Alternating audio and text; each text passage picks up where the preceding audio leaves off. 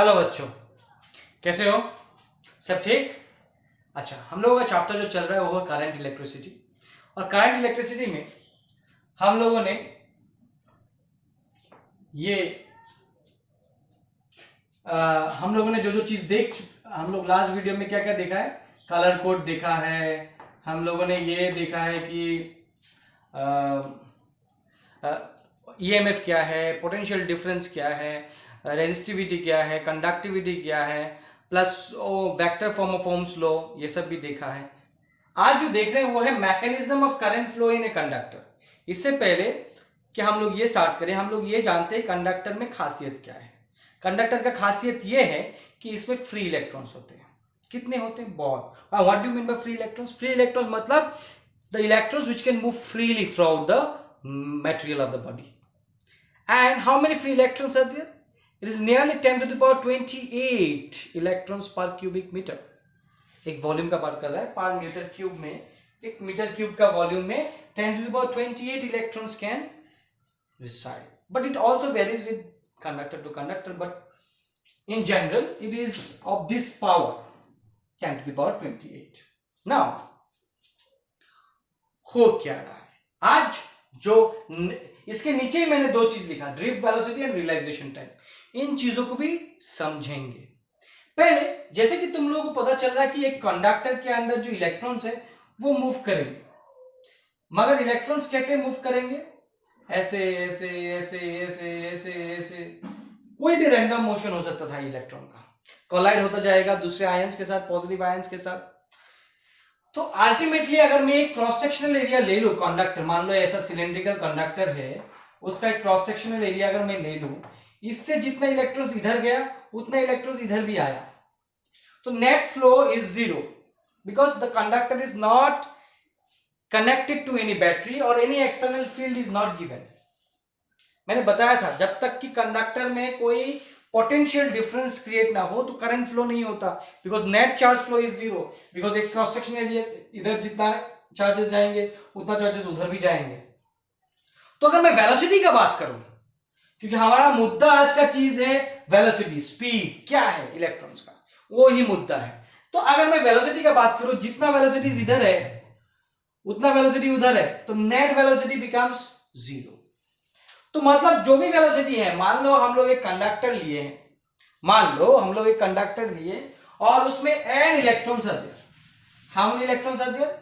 n number of electrons are there, all are moving randomly, these all motions are random, very random, whatever. तो the net velocity अगर मैं बोलूं, plus minus अगर करूं, तो net velocity, net average velocity अगर मैं बोलूं, एवरेज वेलोसिटी की बात करूं, तो u1 u2 are the initial velocities of n number of electrons, n से डिवाइड कर दो, this is equal to 0, because there is no particular direction they are moving randomly. अगर इधर से 10 गया तो इधर से 10 जाएगा, तो net initial velocity will be, कोई प्लस होगा तो कोई माइनस होगा, after all will turn out to be 0।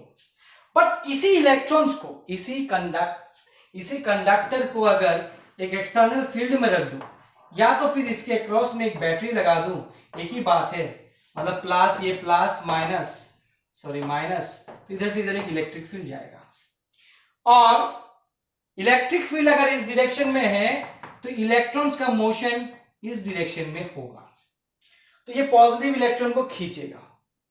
But ये सीधा ऐसे डायरेक्टली नहीं आता, अगर आता तो अच्छा बात था, बट ऐसा नहीं होता है।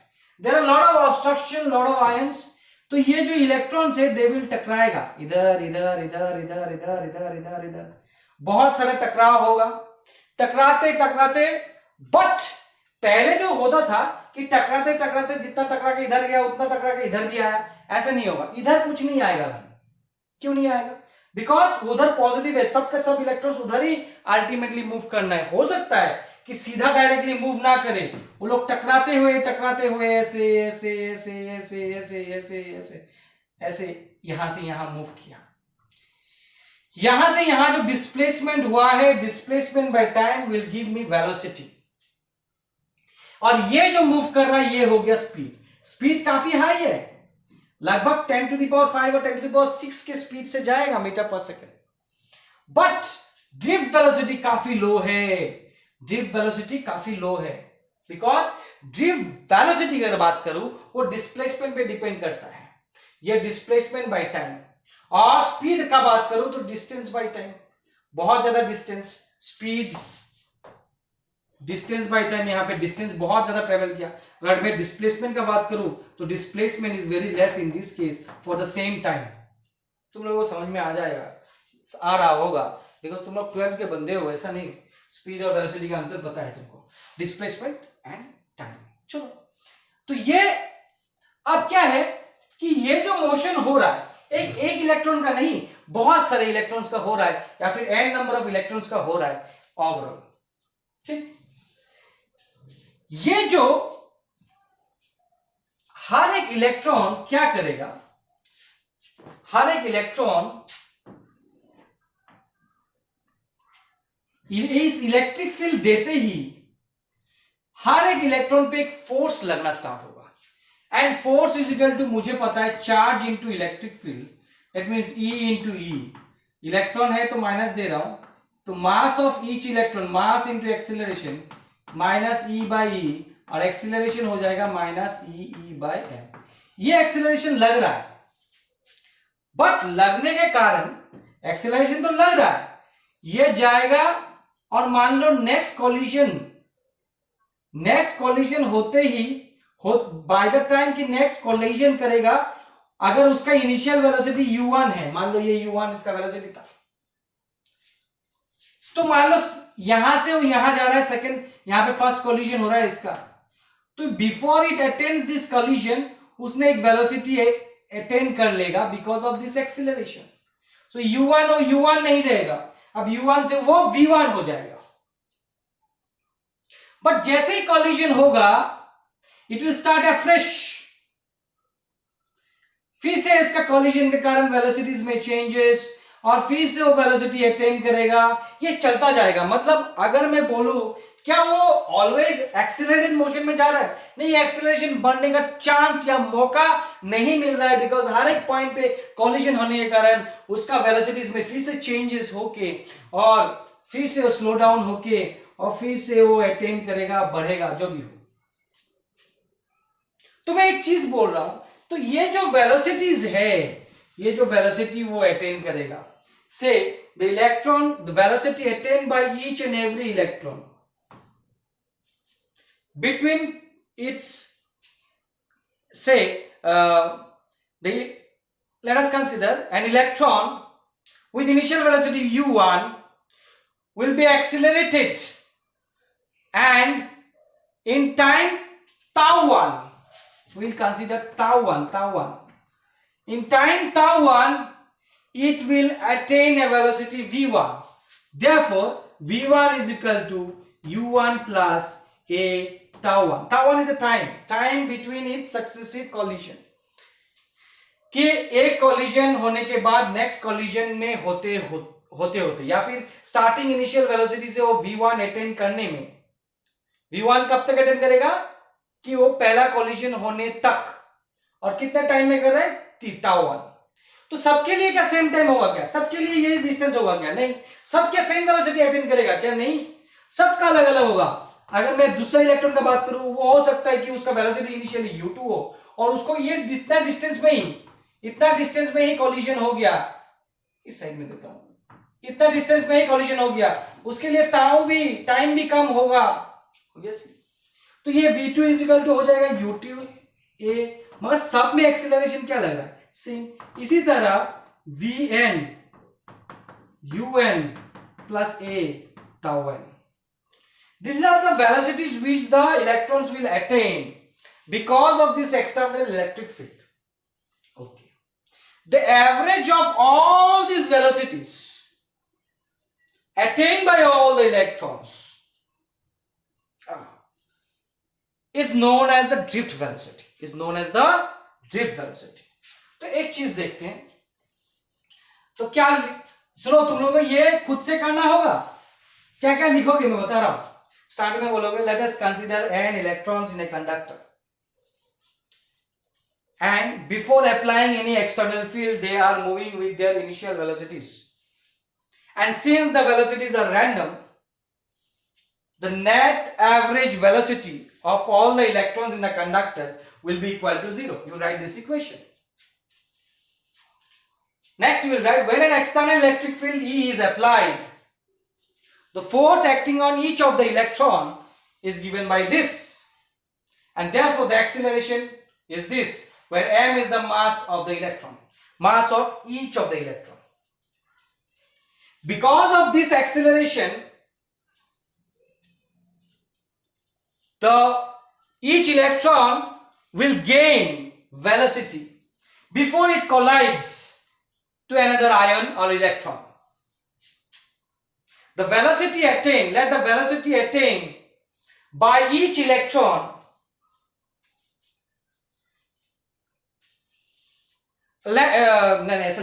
let the velocity attained in time tau 1 before the next collision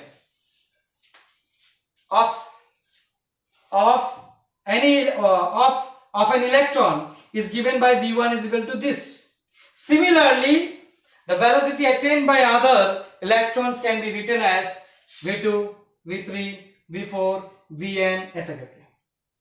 The average of all these velocities, which is known as drift velocity, is given by v1, v2, v3, vn divided by n. This vd, u1 plus a tau 1, u2 plus a tau 2, u3 plus a tau 3, un plus a tau n divided by n. अब ये n divided u के इसके ऊपर भी है तो इसको ऐसे लिख सकता हूं, u1 plus u2 un divided by n plus a tau 1 plus tau 2 tau n divided by n. ये तो जीरो है, हम लोगों ने पहले ही देखा, तो drift velocity is equal to 0 plus minus e by m tau. ये ताउ क्या है? This is the average time between two successive collision of all the electrons, and this average time elapsed between two successive collisions of all the electrons is known as the relaxation time. The average time, दो successive collision के बीच में जो time लग रहा है in each of the electrons, इन सब इलेक्ट्रॉन्स का जब एवरेज टाइम लिया जाएगा, इस एवरेज टाइम को हम लोग रिलैक्सेशन टाइम बोलेंगे. And this is the relation between drift velocity and relaxation time.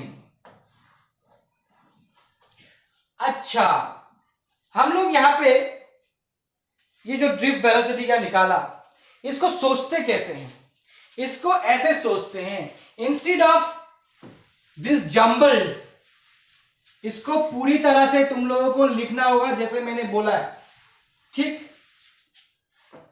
Instead of showing in this way कि इलेक्ट्रॉन ऐसे ऐसे ऐसे ऐसे ऐसे ऐसे मूव करेगा, वी आर शोइंग कि हर एक electron are moving straight with this drift velocity. खत्म. Instead of showing all this, ये ड्रिफ्ट वेलोसिटी किसका? एक का है. एवरेज लिया हूं सबका. मैं कभी भी ऐसा नहीं बोल सकता, बिकॉज देखो हर कोई अलग अलग वेलोसिटी अटेन करेगा, मगर मुझे तो कोई एक वेलोसिटी चूज करके करना होगा काम, इसलिए हम लोग एवरेज लेते हैं. और इस एवरेज को मानते हैं कि इस कंडक्टर के लिए the average drift velocity is this when E electric field is applied across it.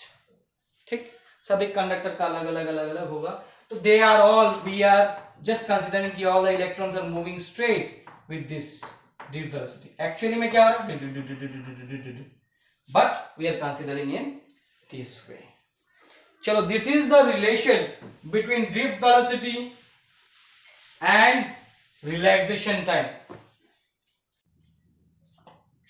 Next जो टॉपिक डिस्कस करूंगा वो है relation between electric current and drift velocity. That means relation between electric current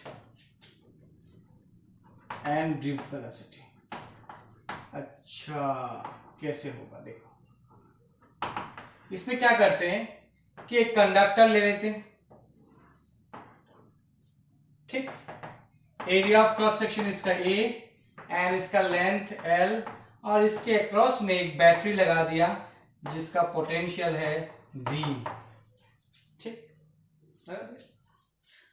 अब क्या है, let us consider n number of electrons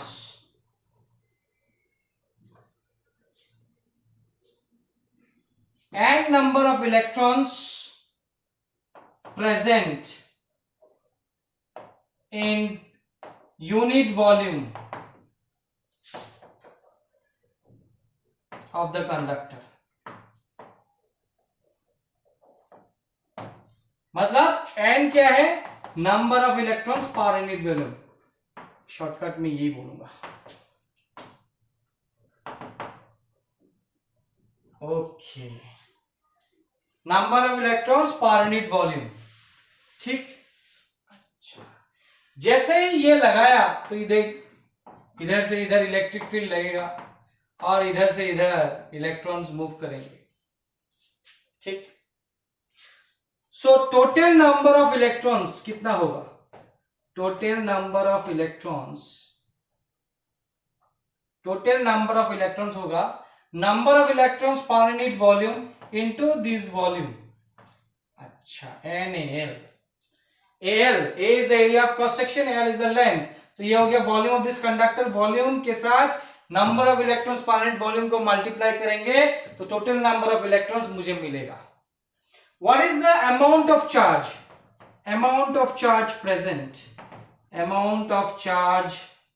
present Q is equal to number of electrons into E, मतलब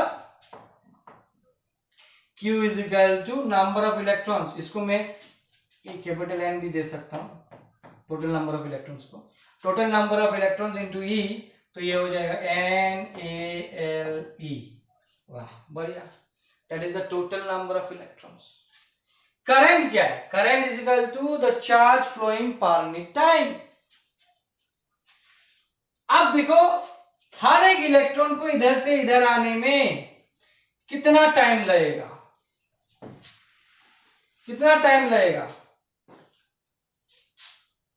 और वो लोग कौन सा वेलोसिटी से आएंगे बताओ, ड्रिफ्ट वेलोसिटी से। ये लोग ड्रिफ्ट वेलोसिटी से यहां तक आएंगे, तो टाइम कितना होगा, drift velocity is equal to क्या हो जाएगा, L by this is the distance it has to travel, distance by time. Okay, तुम लोग लिखोगे each of the electrons will move with a drift velocity Vd. Each electron will cover a length L of the conductor. Therefore, the drift velocity can be given by this, and the time required to cross this conductor, the time required by each of the electron to cross this conductor is T is equal to L by Vd. That is the total time. Total time में जितना भी electron है यहां से सब इधर आ जाएगा, तो इसकी वजह से ये क्रॉस सेक्शन से इतना सब चार्जेस क्रॉस हो गए, तो टोटल करंट क्या हो जाएगा, the current I equal to total charge flown by total time, total charge flown by total time. हम लोग देख रहे हैं total charge flown is NaLe by total time is L by Vd, और L cancel, तो NeaVd, that is the current, that is the NeaVd, and this is the relation between current and drift velocity, current and drift velocity. और एक चीज देखो, current divided by area of cross section NEVD। अगर तुम देखोगे I by A is nothing but current density, जो कि J is equal to NEAVD लिख सकते हैं मैग्नीट्यूड वाइज। ठीक, this is the relation between electric current and drift velocity. Clear है? क्लियर है? चलो आज के लिए इतना ही, नेक्स्ट टॉपिक में हम लोग देखेंगे further. That's all, thank you.